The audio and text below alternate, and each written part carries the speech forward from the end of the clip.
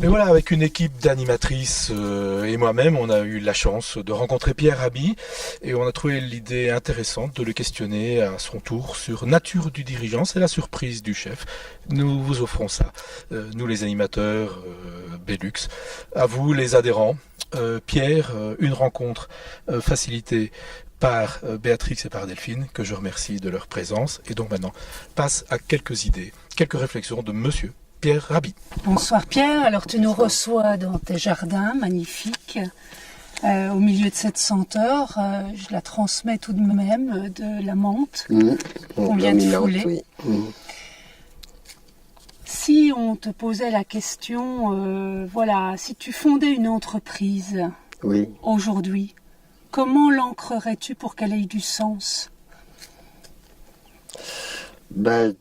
Disons qu'il faut qu'elle corresponde évidemment à la réponse à des besoins réels et factuels, et autant que possible vers les besoins réels et moins vers le superflu. On pourrait créer toutes sortes d'entreprises, mais il faut qu'elles répondent évidemment à des nécessités très très tangibles et très concrètes, et pas simplement dans le rôle de présenter des éléments qui ne sont pas forcément indispensables à la vie. Et l'abondance peut être quelque chose de partagé et qui n'est donc pas opposé à la sobriété. Non, la sobriété, c'est pas se serrer la ceinture, c'est pas se passer de ce qui est nécessaire, c'est d'avoir le premier devoir qu'on devrait avoir d'ailleurs sur toute la planète, c'est que tout le monde puisse accéder à ce qui est indispensable, la nourriture, l'accès à l'eau, l'accès... ça devrait être une exigence, disons, un devoir universel de faire que chaque être humain soit...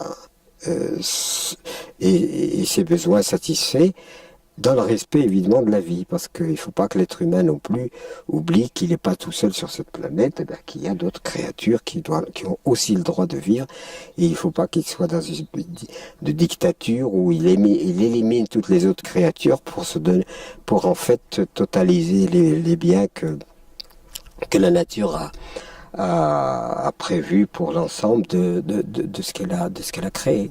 La sobriété est une posture et une attitude de l'individu qui décide de mettre une ligne ou un indicateur de sa satiabilité, de ce qui lui est nécessaire. Donc par la sobriété et l'autolimitation, je choisis d'avoir le bien qui me revient, bien entendu. Et c'est quoi finalement les besoins humains? Il faut bien que je me nourrisse, ça c'est la première chose sans laquelle je n'existe plus. Ça implique de la bonne nourriture, de l'eau, etc. Il faut bien que je sois vêtu, puisque surtout quand je suis dans un pays où la température, le froid est là, il faut bien que je sois abrité par un toit, une maison, ça c'est une nécessité. Et si je ne suis pas en bon état, que je suis malade, il faut bien que je puisse me soigner ou être soigné. À partir du moment où on a répondu à ces 4 ou 5 nécessités, on a normalement ce qu'il faut. Voilà. Alors après, ça tombe dans le superflu. Et c'est là où on rentre dans l'élément de l'accumulation, qui n'est pas forcément... qui est l'accumulation. Alors il y a l'accumulation accaparement, et puis il y a l'accumulation pour le partage. C'est pas la même chose.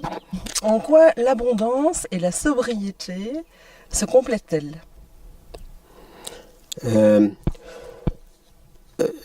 L'abondance en tant que telle n'est pas forcément une tare.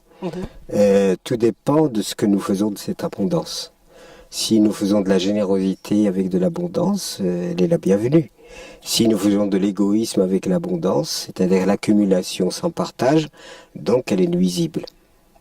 Voilà. Ouais. Et donc, autant faire de l'abondance le moyen par lequel nous exerçons notre propre générosité. Comment un dirigeant peut-il être connecté à son soi profond ? Ça, il y a le comment. Moi, je n'ai pas de réponse sur le comment.